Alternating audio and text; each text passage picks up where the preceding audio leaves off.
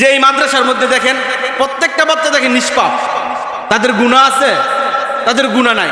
তারা যদি দোয়া করে, তারা যদি অজু করে দোয়া করে, অজু ছাড়াও দোয়া করে, তাহাজ্জুদের আগেও দোয়া করে, তাহাজ্জুদ পরেও দোয়া করে, ফরজ নামাজের আগেও দোয়া করে, ফরজ নামাজের পরেও দোয়া করে, রোজা রাখার আগেও দোয়া করে, রোজা রাখার পরেও দোয়া করে, অপবিত্র অবস্থায় যদি দোয়া করে, পবিত্র অবস্থায় যদি দোয়া করে, ফরজ নামাজ পড়ে দোয়া করে, নফল নামাজ পড়ে দোয়া করে, সুন্নত নামাজ পড়ে দোয়া করে, এই নিষ্পাপ বাচ্চাগুলার দোয়া কবুল হবে কি হবে না? কারণ তাদের ভিতরে হারাম আছে, তারা হারাম ইনকাম করে, তারা হারামের দিকে তাকায়, হারাম কোনো চিন্তা ভাবনা করে, মস্তিষ্কের মধ্যে হারাম আছে। যদি এই বাচ্চাগুলার ভরণ পোষণের দায়িত্ব আমি আপনি যদি গ্যারান্টি দিয়ে চ্যালেঞ্জ দিয়ে যদি দুনিয়ার মধ্যে আমার সম্পদের কামাই থেকে 10-20 টাকা যদি এই মাদ্রাসার এই নিষ্পাপ বাচ্চাগুলার মধ্যে যদি দান না করতে পারি, তাহলে আমার আর আপনার টাকা পয়সাগুলো তো অযথা একটা মদখোরের মাঝে, একটা সুদখোরের মাঝে, একটা বেঈমানের মাঝে খরচ হইল। কথা বলেন ঠিক কিনা? ঠিক হইল না? রাস্তাঘাটে বাইর হই, রাস্তাঘাটে বাইর হই, এই ওই যেভাবে মন চাচ্ছে আমার আপনার টাকাগুলো নিয়ে নিতেছে, হয়তো ছিনতাই করে, হয়তো ডাকাতি করে, হয়তো চুরি করে, হয়তো আমি নিজে হারামের পথে টাকাগুলা খরচ করতেছি।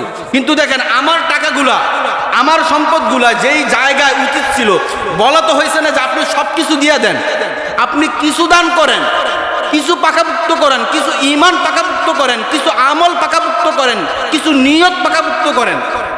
ছোট ছোট আমল, এটা অনেক বড় কিছু, ঠিক না?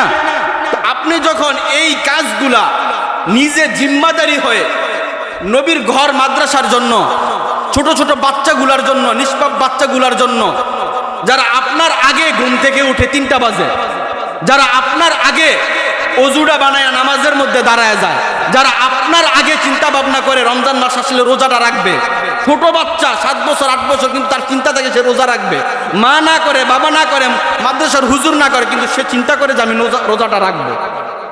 সে আমি আপনি নামাজের মধ্যে ফাঁকি দেই, হয়তো নামাজের আগে সুন্নতটা পড়ি না, ফরজটা কোনো রকম কইরা সুন্নতটা না পড়ে দৌড় দেয়, কিন্তু দেখবেন অনেক নিষ্পাপ বাচ্চা আছে দাঁড়ায়া ফরজের আগে সুন্নত থাকলে সুন্নতটা পড়বো, সুন্নতটা পড়ার পরে ফরজটা পইরা, আরো সুন্নত পইরা, বেতের পইরা, 4 রাকাত নফল কইরা, বাপ মার জন্য চোখের পানি ফালায়, কান্নাকাটি কইরা, নিজের জেহানের জন্য দোয়া কইরা, রিজিকের জন্য চিন্তা কইরা, মাদ্রাসার হুজুরদের জন্য চিন্তা কইরা, তারপরে যায় নামাজ থেকে উঠে।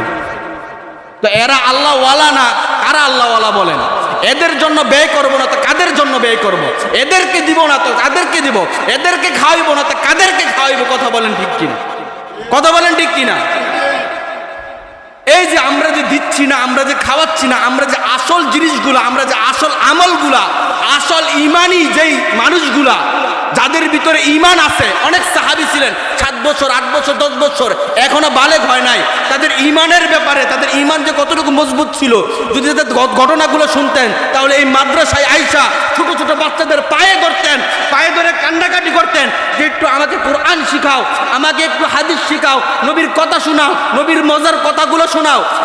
এরকম ভাবে চিল্লায় চিল্লা তাদের হাতের মধ্যে, তাদের পায়ের মধ্যে ধরতেন, কিছু শিখতেন। কিন্তু আমাদের ইমানের ভিতরে ঝামেলা থাকায় বিদায়, আমাদের ইমানের ভিতরে কমতি থাকায় বিদায় আজকে আমরা ভালো জায়গাগুলো চিনি না, ভালো মানুষগুলোকে চিনতে পারতেছি না, ভালো জায়গায় যাইতে পারতেছি না। কথা বলেন ঠিক কিনা?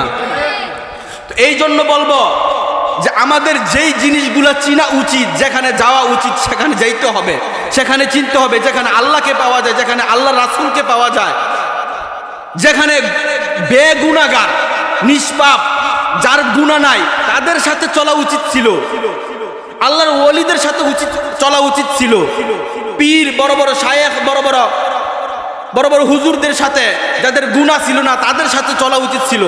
আজকে আমরা চিন্তা ভাবনা করে দেখি, আমরা খেয়াল করে দেখি যে আমরা চলি, যে লোক বিড়ি টানে, যেই লোক সুদের সাথে জড়িত, যেই লোক ঘুষের সাথে জড়িত, যেই লোক বিভিন্ন খারাপ কাজের সাথে জড়িত, ওই লোকদের সাথে আমাদেরকে দেখা যায়। কথা বলেন ঠিক কিনা? দেখা যাচ্ছে না?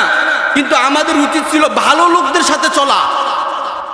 আমরা তো ভালো, আল্লাহ তাআলা খুব সুন্দর করে মায়া করে ভালো বলে বাড়াইছেন, সৃষ্টি করছেন, কিন্তু আমরা চলছি তো কি চলছি? খারাপের সাথে, খারাপ মানুষদের সাথে চলতেছি।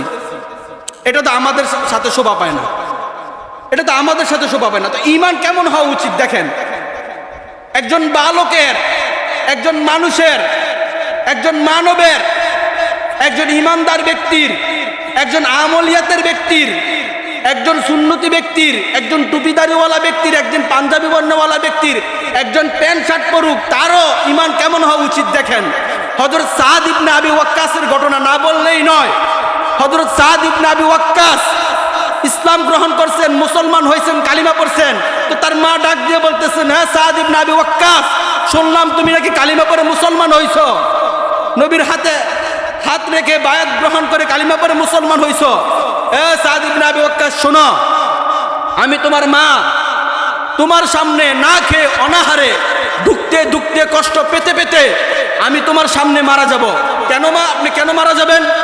এই জন্য মারা যাব, তুমি তোমার নবীকে ছেড়ে আমার কাছে আসতে হবে, তুমি তোমার ইসলাম ধর্ম গ্রহণ ত্যাগ করে আমার কাছে আসতে হবে, নয়তো তোমার মাকে ছাড়তে হবে। না হয় তোমার সামনে আমি তোমার মা দুঃখে দুঃখে অনাহারে না খেয়ে তোমার সামনে আমি মারা যাব। সাদ ইবনে আবি ওয়াক্কাস ডাক দিয়ে বলতেছেন, হে আমার মা, আপনি তো মাত্র একটা মাত্র প্রাণ পাইছেন। কয়টা প্রাণ পাইছেন? একটা মাত্র জীবন পাইছেন। একবার মরলে শেষ, আর আসবেন না, ফিনিশ, ডেড।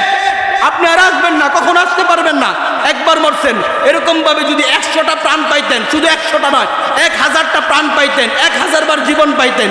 আর প্রতিবার যদি আমি সাদ ইবনে আবি ওয়াক্কাসের সামনে আপনার জীবনটাকে শেষ করে দিতেন, বিলিয়ে দিতেন, মরে যেতেন, হয়তো আমি সন্তান হয়ে মার মৃত্যু দেখে কষ্ট পেতাম, কিন্তু তারপরেও নবীজির থেকে আমি দূরে আসতাম না, আমি ঈমান ছাড়তাম না, আমি কালিমা ছাড়তাম না, আমি মুসলমান থেকে বেঈমান মুশরিক হতাম না। কথা বলেন ঠিক কিনা? তো ঈমান তো ছিল এমন, ঈমান তো হওয়া উচিত ছিল এমন, যাই হোক আমি আমার ঈমানের জন্য, আমি আমার আল্লাহর জন্য, আমি আমার রাসূলের জন্য, আমি যেই কথা দিয়ে দুনিয়াতে এসেছি, যেই কথা দিয়ে আমার বাবা আমাকে দুনিয়াতে এসেছিল, দুনিয়া আসার পরে ডান কানে আজান বাম কানে একামত দিয়ে আমাকে মুসলমান, কালিমা পড়ে মুসলমান বানাইছে, হুজুরদের দিয়ে দোয়া করাইছিল, আমাকে মুসলমান বানানো হয়েছে, কালিমা বানানো হয়েছে। কিন্তু আমি কথা দিয়েছিলাম সবসময় হালাল পথে চলবো, হালাল খাবো, হালাল ভাবে নিজেকে চালাবো, হালাল রিজিক ভক্ষণ করবো, হালাল রিজিক কামাই করব। কিন্তু আজকে আমি যেই পেটের ভিতরে যেই জিনিসটা ঢুকাচ্ছি সেটা হারাম। আপনি তো হারাম ঢুকাচ্ছেন না, ঢুকাচ্ছেন আপনি আগুন। আপনি একটা মানুষ হয়ে, এত সুন্দর একটা শক্তিশালী মানুষ হয়ে প্রতিনিয়ত আপনি হারাম খাচ্ছেন না, আপনি খাচ্ছে আগুন। আপনি আগুন খাচ্ছেন। আপনি কিভাবে আগুন খাচ্ছেন বলেন? কিভাবে আমরা আগুন খাচ্ছি?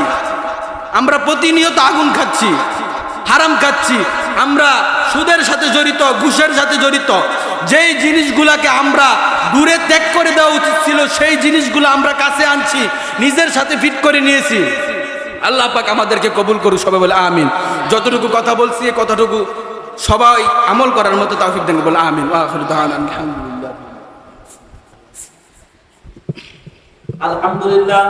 আমাদের সামনে আমাদের সাহেব মাশাআল্লাহ গুরুত্বপূর্ণ